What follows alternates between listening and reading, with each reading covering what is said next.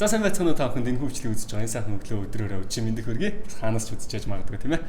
За энэ удаагийн Мэдлэгийн сан подкастын маань зочноор хэл шинжлэх ухааны доктор, англи хэлний академийн захирал Ган Чимэгч маань хүрэлцэн ирсэн байна. Тэгээд бидний урилгыг хүлээж авсан явдалд маш их баярлалаа. Танд энэ сайхан өдрийн мэндийг хүргэе. За баярлалаа. Нэвтрүүлэгтээ урьсан баярлалаа. За тэгээд өнөөдрийн дугаараар бид хоёр англи хэл ихэнх хүмүүс бас тэ зөвхөн Японы хэлт хоёр нь англи хэл сурах шаардлага маш байна. Англи хэлний талаар гоё цочин ураа тэ тэгэхээр подкаст хийж өгөөч гэсэн одоо үзэгчдийн хүсэлтээр энэхүү одоо дугаарыг хүргэж байгаа шүү. Тэгээд өнөөдрийн дугаараар бид хоёр англи хэл сурах амархан ингээд одоо Ган Чимэгч маань бичсэн энэ номын одоо хүрээнд ярих болно. За тэгээд энэ дугаар маань та бүхэнд таалагдах байх гэж найдаж байна. За тэгээд эхний асуултаас эхлэе.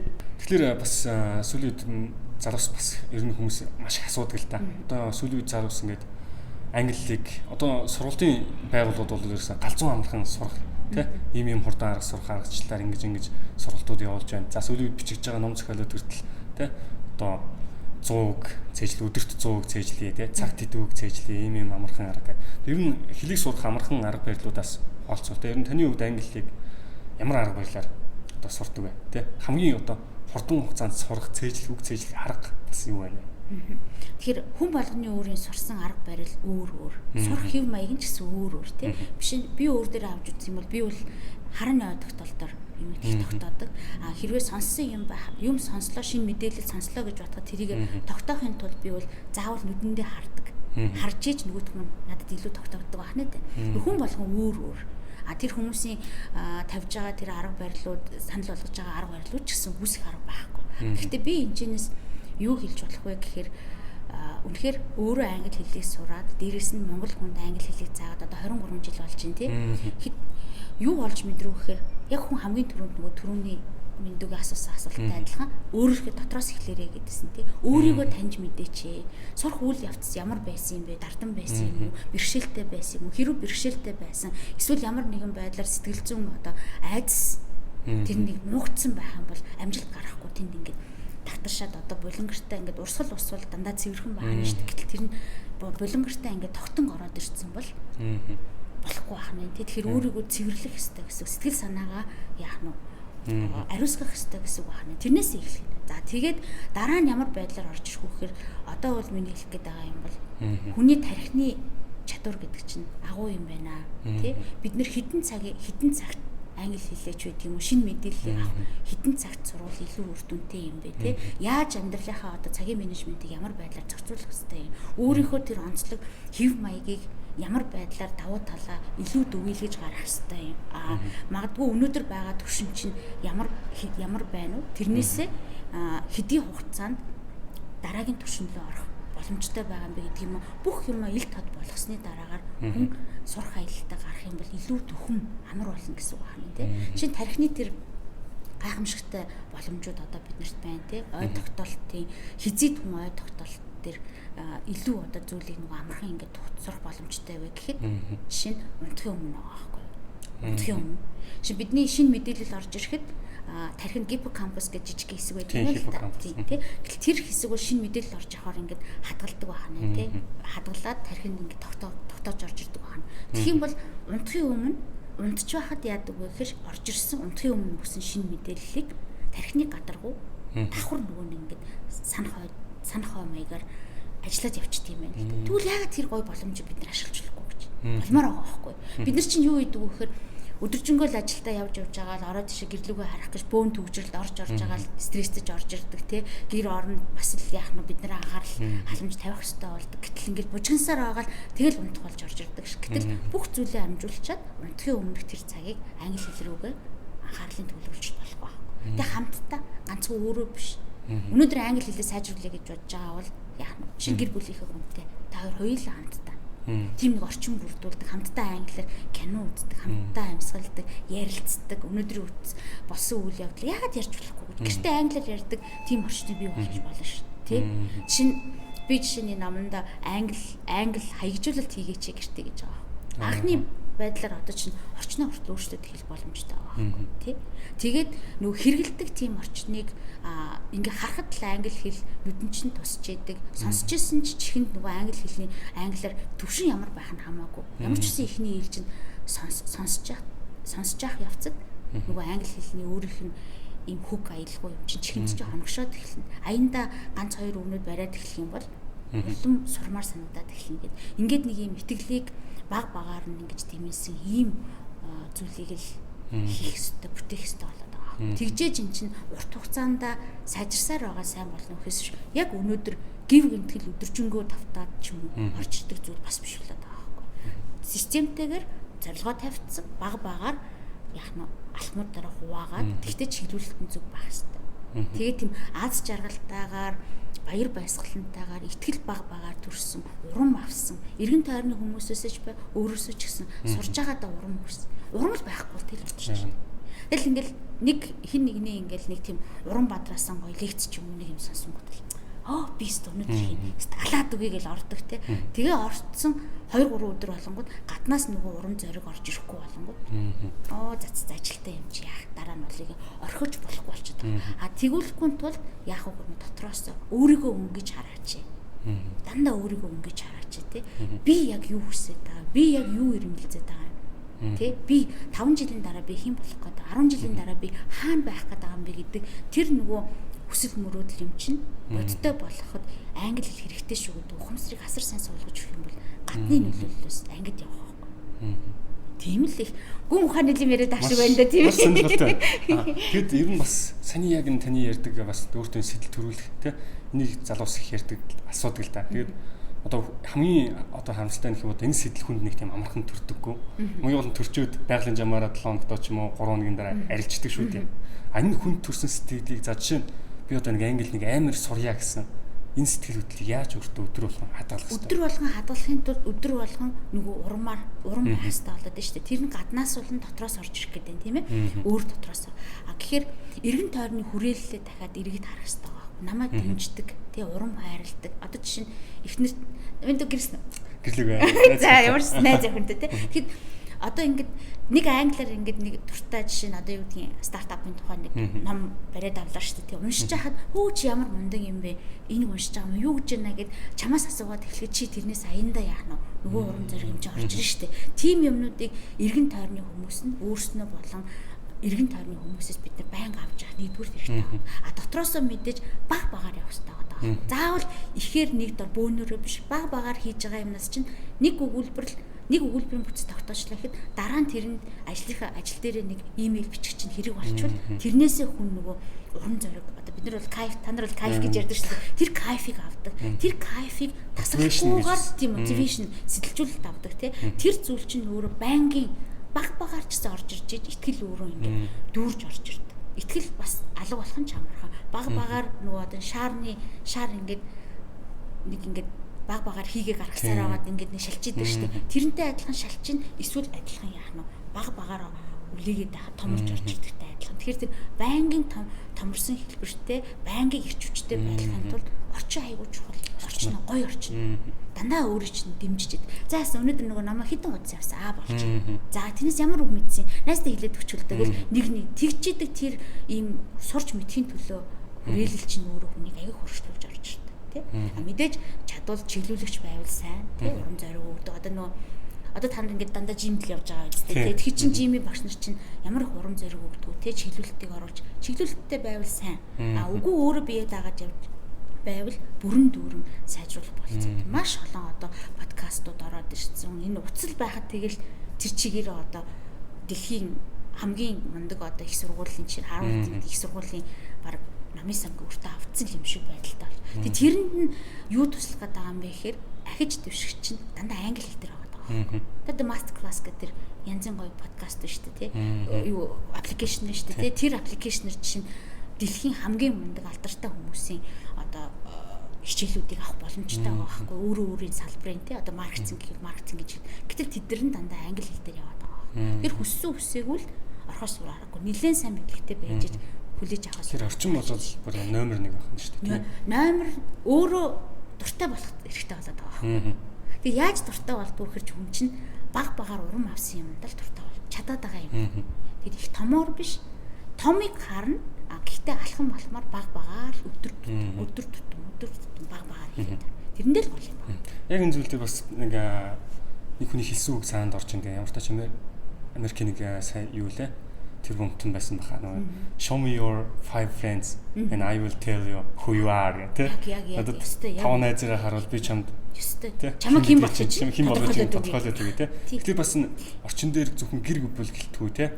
Одоо найс нөхөд ажлын газрын хүрээлэл тэ. Өдөр чинь бид нэр ажил дээр гэртээ байхаас илүү цаг заавыг ялангуяа одоо та шиг юм ундаг одоо эд насандаа яваа залуучуудын хувьд бол асар их цагийг ажил дээр өнгөрөөж байгаа шүү дээ. Магадгүй 12-3 цагийг бараг л ажил дээр өнгөрөөж байгаа шүү дээ юм аа хийгээд тийм ээ. Тэгэхээр ажил дээр байгаа ажлын байран дээр тэр гоё орчныг бие бинийгээ дэмжсэн тийм сайхан сурч мэдхийн төлөө орчныг маш сайн бий болгох хэрэгтэй. Тэгвэл үнэхээр ажил дээр нэг тийм юм уншиж ах чинь одоо ингэдэг гэж аахгүй зарим газрууд жишээ нь энэ англи хэлэнд явж байгаа юм уу? За зэнитрийн сурдаг ч ямар байдгийг. Эсвэл нөгөөдөлд ингээ хүмүүстэй дэрэгт хүмүүстэй мэдгэдэггүйгээр нууцаар энэ төр сурдаг гэж байгаа байхгүй. Тэгчиж яаж гоё урам зоригтой гоё ирч хүчтэй байх юм байхгүй. Яг хамтдаа хөгжиж болохгүй. Хамтдаа хөгжиж өөрөө үр дүн нь айгүй хурдтайгаар тэгээд урам зоригтойгоор дараагийн нөгөө ирч хүчээ ингээд яг нэг юм машинаар бол ингээд бид нар чи бензингүүл явахгүй шүү дээ. Тэр нөгөө урам зориг чинь хүний ер нь бол яг бензин шатгаа юм шүү. Тэ?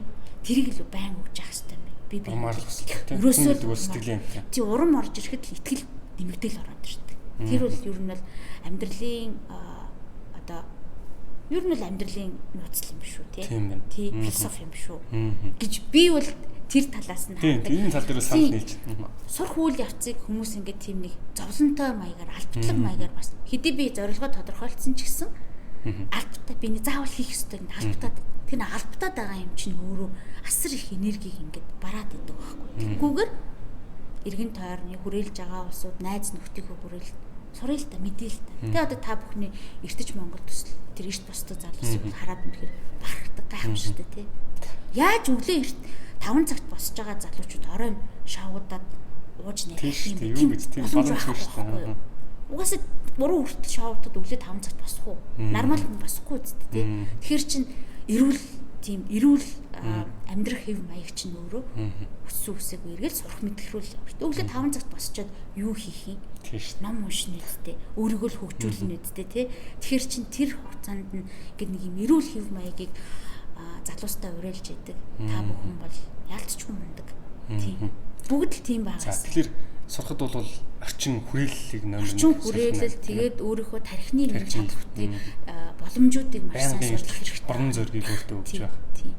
Тэгээд боломж тархич нь өөрөө биднэрт тэр амархан сурах боломжуудыг нэгэд өгсөн байгаа байхгүй. Тэрийн чинь орон нутгийн өмнө нэг юм уу 2 цаг л зарцуулчихад өдөр болгон зарцуулахад л асуудалгүй. Тийм. Одоо хүнд нэг юм оюун хөдөлмөр хийхэд цацуулагдах одоо юу гэдэг нь тохиромжтой хугацаа гэж байна л да. Жишээ нь таны хувьд бол одоо хэдэн цагийн үед тий одоо хэл сурахад ч юм аливаа зүйлийг хийхэд хамгийн сэргийг байдаг.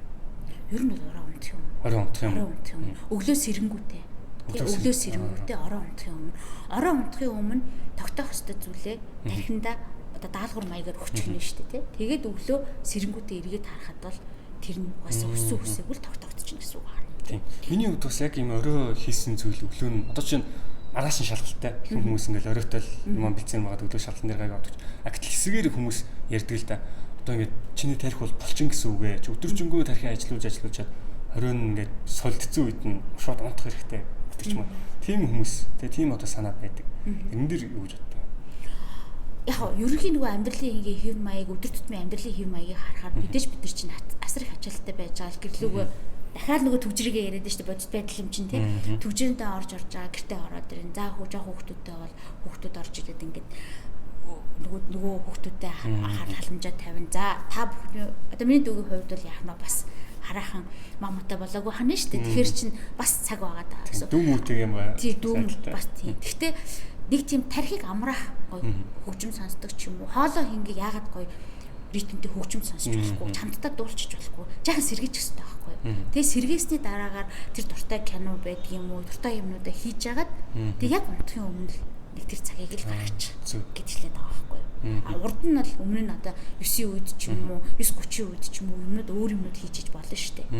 Тэгээд унтрахын өмнө тэр цагийг л харт авчулах сайн байгаа.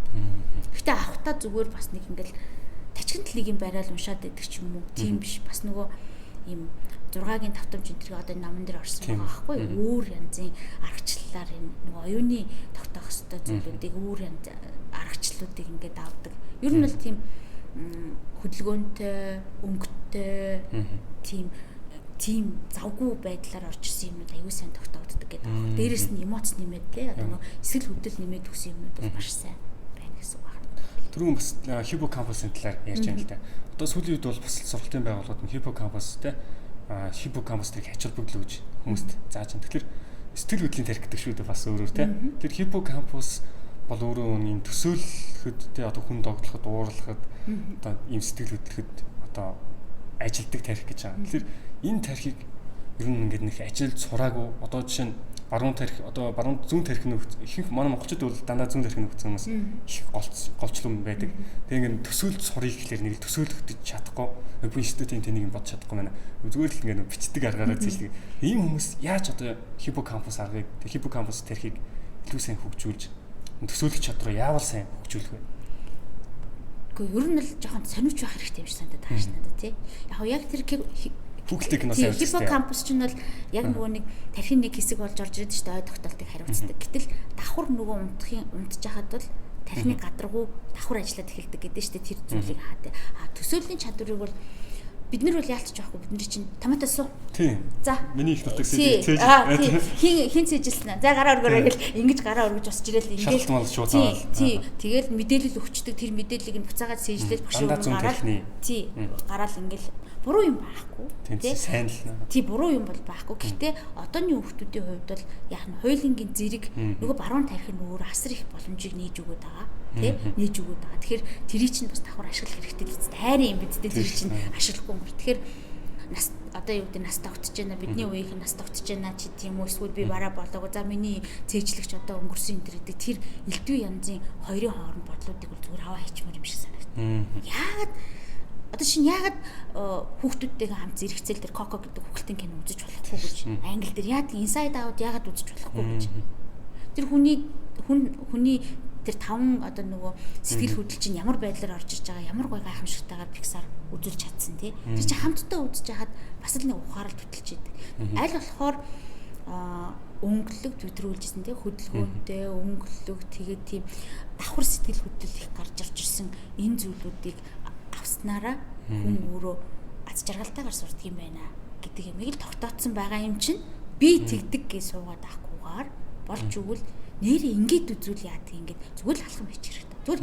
бид нар айгаад байгаа байхгүй. Тэр хэд ярьдаг те би англи хэл сайжрмаар байна. Одоо би энийг ингэмээр байна. Үг нь тэгчүүлэл өстой тэгчмээр байна. тэргээд ингээд зүгээр яриад байгаа байхгүй. Зүгээр хийгээл үзэлтэй. Ягаад нэг өгүүлбэр бариад за энэ өгүүлбэр би тогтоочихын тулд яах вэ гэхээр нэг жижиг А4-ийн цаасаа хит хуваагаал тэг хайчлал дээр нь өнгөөр үг үгийн тус нь бичээд энд тэнд нь оруулаад тавиад үзчих яага болох зэгийг л үзэлтэй тэг тэр нь илүү гоё тогтоогдож гоё санагдчихвэл тэргээрэл явна уламжлаараа явмаар санагдаад байвал уламжлаараа л яваг гэхдээ боломж байгаа гэдгийг хэлээд эрдэмтэд угаасаа тогтооцсон тэргээр асар богино хугацаанд асар хэмжээний мэдээллийг өөрийн болгож болох нэ гэдгийг тогтооцсон юм чинь хийгээд туршаал үзэх хэрэгтэй ерөөсөд хүн бол туршиж үзэх хэрэгтэй юм байна өөрөө л хийх хэрэгтэй юм байна туршиж үзэж өөрөө алтан л эзтэй. Тийм бидтэй. Хамаагүй шүү дээ. Алдснаасаа заавал нэг ухаарлыг л олдох юм чинь туршаал үз хийгээл үз. Аль нь чамд аятайхан санагдчихэд тэргээрээ л явж болно гэсэн. Тийм. Төсөөлөл бол гайхамшигтай байхгүй. Тэр төсөөллийг одоо шин мөрөөдлийг бий болгоход мөрөөдлөө яг ингэ бодтойгоор яг кино шиг ингэж төсөөлөх хэрэгтэй гэдэг. Бүр 5 метр хүүгээ оруулж байгаа. Тэ. Бүр ингэ амжилт гэдгийг амтыг хүртэл хамталж үзэж байгаа мөрөдөх ёстой. Тэгвэл далд тухамсар чинь илүү ажиллаад нөгөөдөгтөө хүрэхэд туслах тусламжуудыг ингээд чам руу илгээдэг гэдэг байгаа байхгүй. Тийм ээ. За тэгэхээр таны хувьд бас ингээд Канадад одоо сурч ажиллаж байсан туршлага бол нэлээд байгаа тий. Канадад байсан. Би бол яг Монголын бүтээгдэхүүн шүү дээ. Тий. Хуучин гадаад хэлний дээд сургуульд хүмүүлийн ухааны сургууль тийм ээ. Тийм 20 жил багшилсан. Тэгээд англи хэлний академи байгуулалт энэ жил 15 жилийн явуулж байгаа. Би бол зөвхөн Монголын бүтээгдэхүүн. Зүгээр азар гэдгийг юм уу, хувь тавилангаар, хувь зохиолоор гэдгийг юм уу, одоо засгийн газрын тэтгэлгээр эсвэл одоо нөгөө олон улсын байгууллагуудын төсөл судалгааны төслүүдэд ингээд бичээд явуулахаар боломж олгоод жишээ нь Канадад очиж үзлээ те судалгааны ажлаа хийж илээ, Британд очиж үзлээ. Яг судалгааны ажиллаараа л эрдэм номын л ажиллаар гадагшаа явуулж байгаа. Тэрний асуулт болохоор залуусын гэдэлтэй нэг заавал чи орчинд нь очиж л хэл сурнаа. Тэгэхээс бол ингээд зөвхөн Монголдоо сурвал ер нь бол нэг сурахгүй гэдэг те. Хүмүүс нэг тийм хандлага бол ер нь байдаг. Тэгэхээр заавал ч орчинд нь очиж тэгж төгс сурдаг юм уу эсвэл те зөвхөн Монголынхоо нөхцөлд агүй гой сурах нөхцөл бүрэн байгаа. Бүрэн боломж байгаа. Одоо бол бүх юм нээлттэй. Зөвхөн чи тэр боломж байгаа гэдгийг өөрийнхөө сэтгэлгээг л нээгээд өгч. Боломж тэртээ тэргүй нээлттэй. Хамгийн гол нь чи юу хийгээд байгаа вэ гэхээр өөртөө дандаа ингээ хаалт тавиад байгаа байхгүй. Би тэнд л нэг очиж тэгвэл сурчин. Тэр хүнтэй л нэг уулзчвал би тэгвэл сурчин. Эсвэл одоо юу гэдэг Америкийн бид шин Нью-Йоркд очичвал би яг сурна. Тийм байхгүй. Наан сурчаад оч л доо. Тийм наан сурчаад оч. Тэгвэл асар их мөнгө, хөрөнгө, тэг цагт зав хэмжин штэ. Тэгээ очил доо. Оцсон хойно чи яг өөрийнхөө нөгөө түрүү хэлээдсэн нөгөө зориг гэдэг ааш штэ. Англи хэл сурах чинь чиний үндсэн зорилго биш байхгүй юу? Чи өөрийгөө олж авах хинбэ гэдгээ олж авч таниулах тэр зүйл чинь чиний үндсэн зорилго байхгүй юу? Тэгэхээр үндсэн зорилгоо улам сайжруулахын тулд чи магадгүй Америкийн юу гэдгийг эсвэл Английн Лондонд очиж хөрөнгөний бирж дээр нь ажиллаж үзмээр байна гэдэг чинь том зорилго байж магадгүй шүү дээ тий Монголын одоо том компаниудын хувьцааг би арилжмаар байна шүү дээ тэнд би Лондонгийн бирж дээр ажилламаар байна гэдэг тэр гал одоо асар их хүсэл эрмэлзэл шүү дээ тэрийг биелүүлэхийн тулд наан англи хэлтэй болоод очисон хойно одоо юу гэдгийг те хөрөнгөний биштэй холбоотой тэр үг хэллэг нарийн мэрэгжлийн юмнуудыг сурдаг юмд орж болох байхгүй. Монголд бүрэн боломж байна, нөхцөл боломжтой байна. Дэлхийн угаасаа одоо нөгөө дижитал болцсон байж тээ энэ нэрэнд чинь бүх юм боломжоор нэгдсэн. Гарцгүй чамд юу дутаад байгаа юм бэ? Чамд зориг дутаад байгаа юм. Чи ингээд өөрийгөө нэг юм хүрээлүүлсэн юм нэг хан бий болгочиход байгаа байхгүй. Үл үзэгдэгч хан те тархинда тэрнийх л давчдаггүй хөдлөхгүй байгаа байхгүй. Зүгээр хөдөлж. Тэг алхам хийчих. Хүсээд ороод ирэх юм бол чамд туслах хүмүүс эргэн тойронд ч байгаа. Боломжууд бүрэн байна. Хаанаас эхлэхийг заагаад өгсөн. Үгүй ятад одоо чинь энэ намн дээр хүртэл өнөөдөр яг ямар төвшөнд байгаа. Чи цаашаа яаж явах юм? Хэдийн хугацаа чамд хэрэгтэй мэ гэдгийг үзэгчтэй харуулж те. Ингээд заагаад өгсөн байгаа байхгүй үгүй ятад. Англи сурах амархан гэдэг юм ном. Тэгээд ном дээр бас гарч байгаа. Сүүлийн үед бас залуус ярьдаг даа ингээд кино үзээд англи хэлийг аягүй сайн сурдаг тий. Ер нь кино маш сайн үзэх хэрэгтэй. Тэгээд нэг багш маань бас хэлж чи өдөрт нэг англи киног ингээд ямар ч хадмалгүй үздэг бол тэгээд өдөрт чи нэг кино үздэг бол бага байна. Чи өдөрт ороо иж 3 кино үзгээд гэж ярьдаг. Тэгэхээр ер нь кино сайн үзэх хэрэгтэй юу? Кино бол яг ямар жанрын кино гэдээс бас их хамаар. Тэгээд чи өөрөө бас ямар төрлийн кино дуртай гэдэг. Гэтэ одоо та нарын залуучуудыг ингээ харахад тэр нэг адреналин их ялгаруулдаг аимшигын кинон дуртай энэ чинь. Миний бодлоор бол тэр яг аимшигын кино үзчихээд англи хэлээ сайжруулах бол хайцангуй ойлголт байна. Эсвэл одоо нэг хэтэрхий их акшн одоо нэг алаа хятантай кино чи баг яриа гардаггүй шүү дээ тий. Тэгэхээр киноны төрлийг бас их бодолцож авмаар юм байна. Магадгүй хувь хүний урам зориг хайрлсан хувь хүн өөрөө зоригдоод бэрхшээлийг яаж давж зоригдоо хүрсэн гэдэг тийм юм яриатай тэгээд амьдрал ах уу тухайн тэр нөгөө орны бид нар чинь ямар тэндэн байгаа биш те тухайн орны ингээд энгийн ард түмний амьдралыг харуулсан тийм юм мелодрам маягийн кинонууд их зүгээр санагддаг те жишээ нь тэр кинонууд зүгээр нэг ингээд итгэхгүй үзэх биш өдөрт 3 кино гэдэг бол их хугацаа те яаж 3 кино 6 цаг үзэх юм доор хаяж 2 цаг байхгүй хаана тийм цаг байгаа юм за та нар шиг өглөө хэрт тусдаг хүүхдүүд л амжилт аваад өглөө 5 цаг тасцсан бол тэр бол гэхдээ ядаж хэсэгчлэж орж иж болох байхгүй өдөртөө чинь 20 минут юм 30 минут үзэж гэхдээ маш 7 хоног 3 киног үзсэн болж байна өдөр болон тэрийг хуваагаад үзэж болох байхгүй 30 минут гэж гэхдээ зүгээр нэг үзэх биш яг нэг таалагдсан хэсгээс аваад тэр эмоцийг гаргаж өгч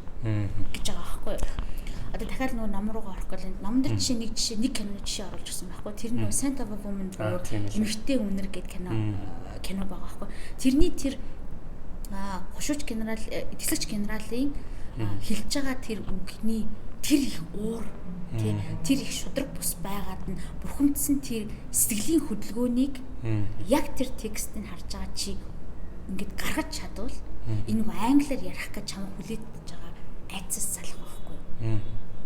Нэг тэгэд оролдоод үзэрэй цаа. тэр нэг л хуудас текст байгаа шүү дээ яг тэр хэсэг. Яг тэр акцентыг хаана нь өгж जैन, тий хаана нь өргөлт нь орж иж जैन. Тэгээд тэр их ийм сэтгэл хөдлөлийг бүтээр нь гаргаж иж чадах юм бол яг нэг дарагтаад байгаа байдлаасаа гарахд туслана. Тэгээ гой хэсгүүд байдаг шүү дээ. Тэр хэсгүүдийг ингээд хитвтэйгээр үзэж хэлээд эхлэх гэдэг байгаа юм би. Зөвхөн сабтайтл эхний удаад магадгүй эхний удаад сабтайтлгүй үзэж болж जैन тий. Дараа нь сабтайтлтай орж иж болохгүй юм байхгүй байхгүй. Яг тэгж жагаад нэг хэсгээс нь өөртөө таалагдсан хэсгээс зээжлээ. Тэр хэсэг нь тэгээ дараа нь амьдрал дээр амар хэрэгтэй. Маш хэрэгтэй тий. Маш хэрэгтэй. Ганц өгүүлбэрийг хахад ваа ямар л англиар ярьд юм бэ? Хөө за энэ хүнтэй чинь бас нэлээ нарийн нандин юм ярьж болох нь байх шүү гэдэг юмыг хүн авна гэсэн үг байна. Тэгээ ялангуяа англи чинь асар их сэтгэлийн хөдөлгөөнтэй байна. Тэгээ харц тий. Нүдний харц тэгээ нөгөө одоо нөгөө eye contact гэж ярьдаг шүү дээ тий. Одоо яг нөгөө хүн рүү хэцэлж харахад тэгэл эмоц айгүй орж ирдэг. Энэ болгоны чинь өөртөө оршоохгүй зүгээр хэдэн үг цээжилчээд эндээс үжиж болох. Тэр киноноос сурах зүйл бол маш их юм байна тий. Асар их. Шинэ миний нөгөө нэг Catch Me If You Can гэдэг кино байдаг шээ тий. Тэрэн дээр би нэг үгийн зүгээр цээжилжсэн аахгүй юу? Тухайд харж байгаа нөгөө онгоцны буудлын дээр Jack явж байгаа тий. Юу нөгөө мөнгөний хоромч chicken хоромч гэдэг мэдчих гээд байхгүй байна тий. Хоромчоор мэдгээд байгаа анхаарлын стар болгоод you heard this all the time but you have the most beautiful eyes I've ever seen гэдэг. Тэгээд тэр би падгээ цээжчээ тэгээд дараа нь энийг хэрэгжүүлчихсэн одоо маш байдаг. Үгүй нэр үнэхээр хэрэгжүүлсэн тийм. Тэгэхээр тэр чи би ямар тэрнээс цээжилсэн гэж хэлэхгүй шүү дээ. Тийм тэрнээс цээжилсэн шиг. Яг тэр тохиолдлыг олж агаад харин тийм үнэхээр хэрэгтэй. Тэгээд ер нь хаан зэрэг болт юм билээ. Зүгээр ер нь яг киноноос цээлсэн ч юм уу нэг тиймэрхүү цээлсэн хичээлдээ сурснаас хамаагүй тэр санаанд бол падгээд орд юм билээ тийм. Хичээл ямар байдлаас явагдахаас хамаарна. Хичээл яг хичээл ямар байдлаас тийм өдөртөө байгаа бол тэр чи тогтоохгүй шүү дээ.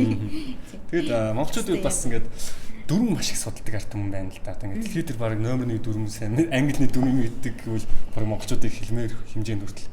Ихэнх залуус ингээд одоо миний анзаарч байгаа англи хүмүүст ярихлаар ингээд ихтэй төвийн бодоод суучаад байна. Тэ ингээд толгойгоо майжаад нөгөө нь аюук энэ төр гэдэг. Тэгэхээр дүрм ер нь сайн судлах бас нэг л хэрэгтэй тэ. Гэтэ ингээд дүрм дээр одоо сайн судлаад хажуугаар нь бас яаж дүрмтэйгээ хослуулад англиг сурах бай. Энэ тал дээр. Энэ яг ийм хүчтэй юм л л дээ. Яг нөр ялах хүүхэд хэлд орж байгаа шиг процесс явагдах байхгүй юу? Ер нь бол ингээд эхлээд сонсдог. Тэ хийвлээд ахаас сонсоод явчихж штэ. Дараа нь ингээд 2 3 хооронд хүмүүсээ сонссон зүйлээ жава видео ч гэдэг юм уу ингэж орж ирээд нийлүүлээд ярина штэ тий. Тэгж байгаа дараагаар нь чинь яа уншиж сурна бичиж сурна гэдэг хамгийн сүүл бичгийн чадвар орж иж байгаа штэ. Тэгэхээр монголчуудын хувьд нөгөө нэг энэ байгалийн энэ ерөнхий зөв тогтолыг англи хэл сурахтаа эвдчихгүй юу. Өөрөөр хэлбэл дүрмч нь болохоор дүрмэн дээр анхаарал тавих үе хэзээ вэ гэхээр нэлээ өндөр түвшин.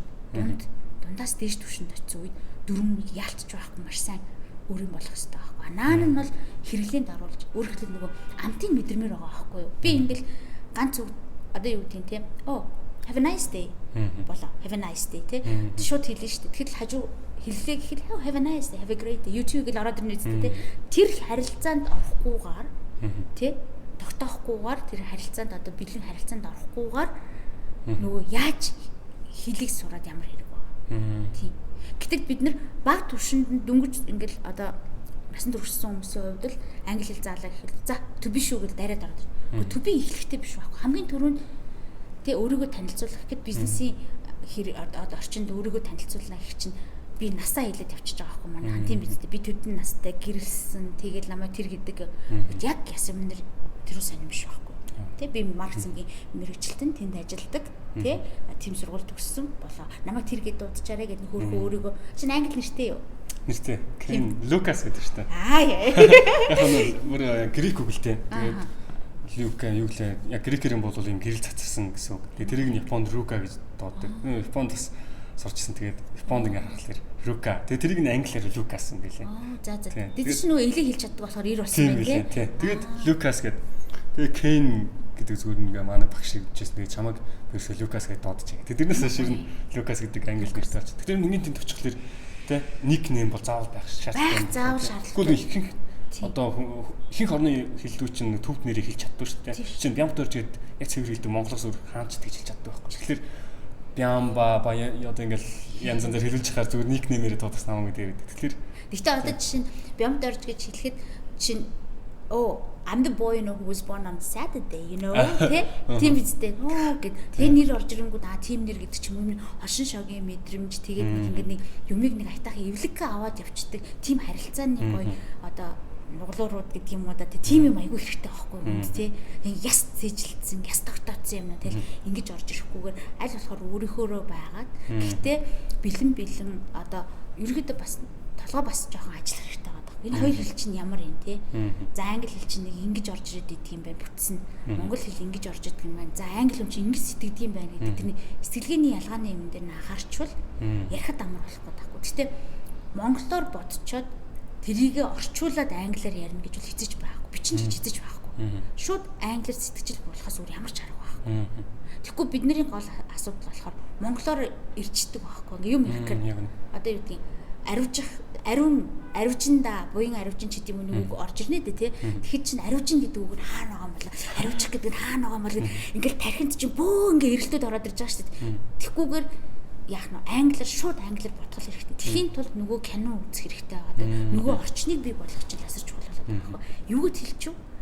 Ийм утгыг англиар ингэж хэлдэг юм байна. Өөрөө өөртөө давхар ингээд заримдаа ч одоо баг тийм юу шиг болчихсон шүү дээ. Солиотой ч биш ганцаараа энэ төр ярьсан явж идэв шүү дээ тий. Нөгөө үг тогтоох гэдэг. Энэ тэнтэй маш сониуч. Одоо энэ тэнд янз янзын зарлалж байд юм уу. Тэгээ меню ч байсан гэсэн боломжоор англиар навчихгүй. Манайхны жишээ нь шавнарчин сөрхөс хүүхдүүд.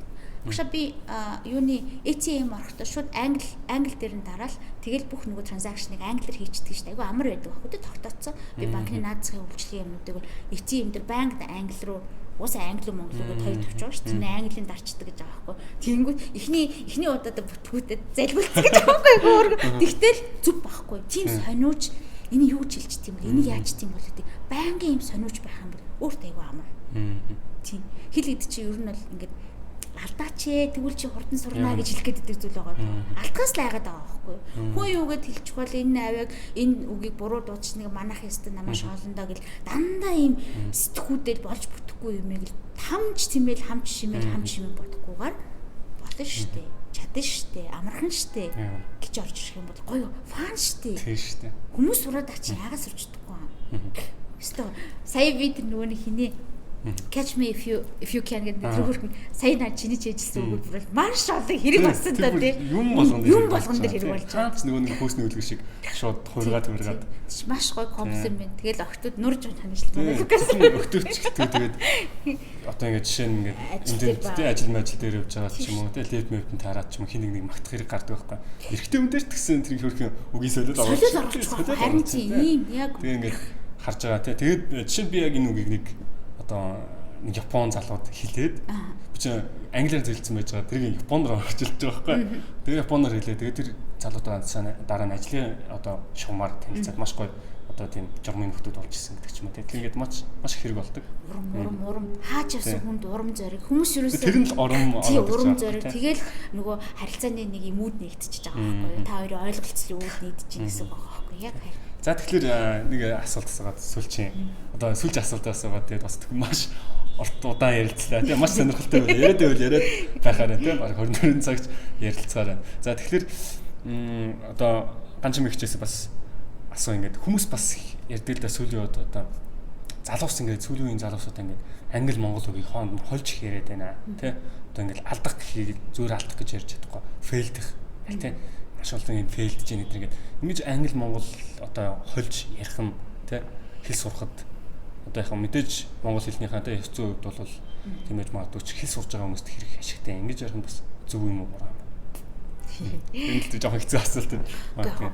Ер нь ямар нэг юм энэ нь зөв буруу чи яаж байгаа юм тий эхлээ ингэж боломжтуулаад яаж байгаа юм гэдэг ч юм уу ингэж хатуу догматик орж ирэх хэрэгтэй ч юм уу ч юм уу тий юуг би одоо их боддог вэ гэхээр бидний эцээцэд за англи хэл хоёулаа сурахын талаар ярьсан тий англи хэл сурах надад ямар хэрэгтэй вэ гэдэг. Гэхдээ чи англи төгс англи хэлтэй байгаад өөрийгөө олоогүй тий чиний өөрийнхөө онцлогийг сайн тэр чанарыг олж авч чадаагүй байгаа тохиолдолд чи зүгээр л англи хэлтэй хэдэн зуун мянган хүний л нэг байхгүй. Магадгүй тэднэртэй харьцуул төрөлх хэлтэнтэй харьцуулах бидний англи хэл яаж сурсан гэсэн тэднэр шиг байхад хэцүү байхгүй юу. Тэгэхээр эцсийн юу чамайг онцлог болоод вэ гэхээр одоо буцаад дахиад Монголоо. Тэ? Одоо яг ингээ мэрэгжлийн хийдэг шин миний төвч мэрэгжил үлээ. Улс харилцаа. Улсын харилцаа. За тэгтэл яг наривчилсан юм ороод ирээ. Жишээ нь одоо конвенц гэдэг юм уу. Конвенц орчуулъя гэж орж ирэхэд чамд яг юу хэрэгтэй вэ гэхээр мэдээж англи хэл маш сайн байна. Хоёрдугаар монгол хэл. Яалтчгүй маш сайн монгол хэлний мэдлэг хэрэгтэй байгаа байхгүй юу тий? Хууль эрх зүй монгол хэл. Монгол хэл өөрөө яг тухайн мэрэгжлийнхээ их хэлээ бичгийн чадвар чинь асар өндөр байх юм бол чамайг бол хаач өрнө шин. Яг тэрний мэрэгсэн хүн нь энд байна гэд ороод ирэхэд синхрон орчуулгаач хийдэг вэ, гэрээний орчуулга юм а хийдэг бай. Чигвэл дахин давтагдчихгүй байхгүй. Чи англи хэлтэй, япон хэлтэй, монгол хэл гарамгаа бичих монгол хэлтэй. Тэгэх юм бол энэ л өөрөө гайхамшиг байхгүй. Зүгээр өдөр тутмын найз нөхд тундаа ярихдаа бол албаны нэг чи ингэж бодод үзтээ нэг. Одоо хоёлаа ингэж зүгээр сайхан ярилцсан шүү дээ. Тэгсэн чинь ингээл зангаа мангатаа ингээл амар ингээл албаны ягаал. За эрхэн хүндэт нөхдөө. За одоо хадагтай ганч нүү таныг өнөөдөр би ингээ уурж авчирлаа. Та одоо ингээ ярина. Энд амьдрал одоо жишээ нь өөрийнхөө хүн байхгүй байгаа. Тэгэхээр энгийн нөхцөлдөө найзууд дундаа бол хүн яаж ямар байдлаар ярина гэдэг бол чөлөөтэй байхгүй юу? Яагаад болохгүй гэж хүнд аль нь эвлэгхэн бэ тэргээрээ л байгальтай. Магадгүй шууд англиараа яриад явчихж болохоор тий. Гэхдээ аав ээж дээр очичоод над саяхан хэлдэг баахан хүүхнүүдийг хольж шатгаад ярих юм бол үндэтгэлгүй байхгүй муухай тий. Гэхдээ ажлын байран дээр чинь гадаадын хөрөнгө оруулагчдын дунд тий презентацийн одоо юу дэлтгэлээ тавилаа гэхэд мэдээж англи хэлний сайн байхаас гадна эргээд дарга нартаа тий захирлуудаа орчуулж орж ирэхэд төгс сайхан яруу сайхан монгол хэлээрээ орчуулад ороод ирнэ гэдэг хөрөг гайхамшиг байхгүй. Тэгэхээр хүн ямар үед хизээ хинтээ яаж ярих вэ гэдгийг нь асуулт гэдэг болохоос биш тэр нь ч болохгүй энэ нь ч болохгүй гэл юм болгонд болохгүй зар тавихаар эргээд хориглолтын буюу эсвэл эсэргүүцлийн ийм механизмд ажилладаг хэлэх байхгүй тий. Тэгэхээр зүгээр л хаз жаргалтай. Тэгтээ чадах юмнуудаа тултал нь хийж чаддаг л. Тэгээ би нь миний л бодол. Магадгүй одоо намаас сонсоод нэг нь үгүй энэ одоо хүүхдэд ямар юм заагаад байна юу. Гэтэ энэ дэр ингээд аль талаас нь харахад нөхцөл байдлаас авах. Яг байна. Би бас тэгж бодож байна. За тэгээд маш гайхалтай ярилцлагыг бидэнд өөрийнхөө өмнөд туршлагаас авалцсан дэнд маш их баярлалаа. Тэгээд цаг гаргаж бидний хүндэж ирсэн маш их баярлалаа.